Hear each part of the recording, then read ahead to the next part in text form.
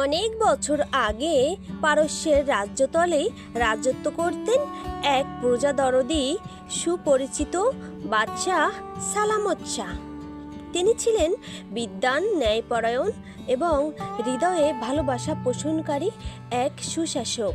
তার স্ত্রী ছিলেন রাজ্যেরই এক অনিন্দ সুন্দরী রানী। তাকে তিনি অন্তরের গভীর ভালোবাসা ও শ্রদ্ধা দিতেন। কিন্তু ভাগ্যের নির্মম পরিহাসে একদিন রাতে তিনি নিজ চোখে প্রত্যক্ষ করলেন তার প্রিয় রানী এক দাসের সঙ্গে পরকীয়ায় জড়িত। এই বিশ্বাসঘাতকতা যেন তার হৃদয়ের সমস্ত বিশ্বাস ও ভরসাকে মুহূর্তেই ধূলিসাৎ করে দিল। যাকে ঘিরে স্বপ্ন বুনেছিলেন সেই যদি হানাহানির কারণ হয়, তবে ভালোবাসা আর বিশ্বাস কোথায় থাকে? এই আঘাত বাদশাহ সালামতকে এক মুহূর্তে বদলে দিল। এক প্রেমিক রাজা থেকে এক রক্তপিপাসু বাদশায় পরিণত হলো। তিনি ঘোষণা দিলেন, নারীরা বিশ্বাসঘাতক, তাদের প্রেম ও চোখের পানি শুধু অভিনয়।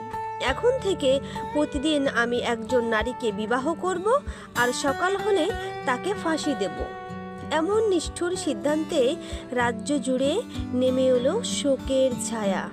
প্রতিদিন নতুন কোনো পরিবার হারাতো কন্যাকে, আর সকালে প্রাসাদের বাইরে দেখা যেত ফাঁসির দড়ি দোল খাচ্ছে বাতাসে। মানুষ বোবা হয়ে গিয়েছিল, কেউ কিছু বলার সাহস করত না। নারীর চোখে স্থায়ী হয়ে উঠেছিল আতঙ্ক, বাবাদের চোখে হতাশা। কিন্তু এক সাহসিনী এগিয়ে এলো। রাজ্য প্রধানের বড় মেয়ে ছিলেন শেহেরজাদ, বিচক্ষণ, বিদুষী, সাহসিনী এক মেয়ে। তিনি একদিন তার পিতাকে বললেন, পিতা, আপনি এই অনাচার থামাতে চান তাই না? তাহলে আমাকে বাদশাহর সঙ্গে বিয়ে দিন। প্রধানমন্ত্রী আঁতকে উঠলেন, তুমি কি পাগল? তুমি জানো না ভোরেই তোমার প্রাণ শেষ হবে? শেহেরজাদ শান্তভাবে বললেন, আমার মৃত্যু হোক, তবু যদি আরেকটি প্রাণও রক্ষা পায় তবে সে মৃত্যু হবে আমার শ্রেষ্ঠ অর্জন। এবং বললেন, পিতা, পরকালে যেন আপনি আল্লাহকে বলতে পারেন, বাদশাহর অত্যাচার থেকে আপনি নিজের মেয়েকেও হেফাজত করতে পারেননি। মেয়ের আত্মবিশ্বাসে পিতা চুপ করে গেলেন। বাদশাহর সঙ্গে বিয়ে হলো সেই সুন্দরী বুদ্ধিমতী রমণীর। বিয়ের রাতে শেহেরজাদ বাদশাহর কাছে অনুরোধ করলেন, বাদশাহ, আমি আপনাকে একটা গল্প বলবো, কেবল এই রাতের উপহার হিসাবে। গল্পটি অসমাপ্ত থাকবে, আর আপনি চাইলে সকালবেলায় আমাকে হত্যা করতে পারবেন। বাদশাহ রাজি হলেন। শেহেরজাদ শুরু করলেন, এক ছিল রাজা, তার ছিল এক গোপন বাগান।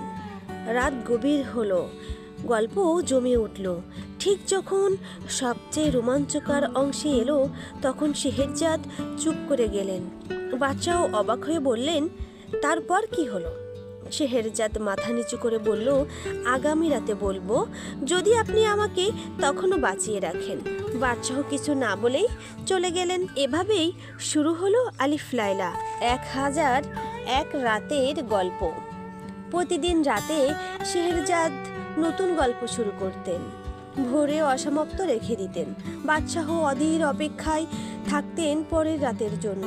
গল্পের মাধ্যমে শেহেরজাদ তুলে ধরতেন মানবতা, ন্যায়, বিশ্বাস, প্রেম, নারী পুরুষের মর্যাদা, আল্লাহর ভয়, ঈমান, দয়া আর ত্যাগের শিক্ষা। বছর কেটে গেল।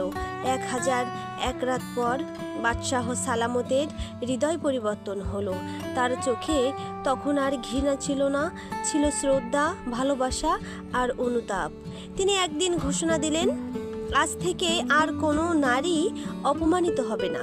শেহেরজাদ আমাকে বাঁচিয়েছেন, জ্ঞান দিয়েছেন, আমার চোখ খুলে দিয়েছেন। আমি তাকে শুধু ভালোবাসি না, আমি তাকে অনুসরণ করি। বন্ধুরা, এই গল্পের শিক্ষা হলো এটাই, একজনের অন্যায় সারা বিশ্বের নারীদের দোষ প্রমাণ করে না। প্রতিশোধ দিয়ে নয়, জ্ঞান, ধৈর্য ও ভালোবাসা দিয়েই অন্যায় রোধ করা যায়। গল্পটি ভালো লাগলে অবশ্যই একটা রিয়্যাক্ট দিবেন।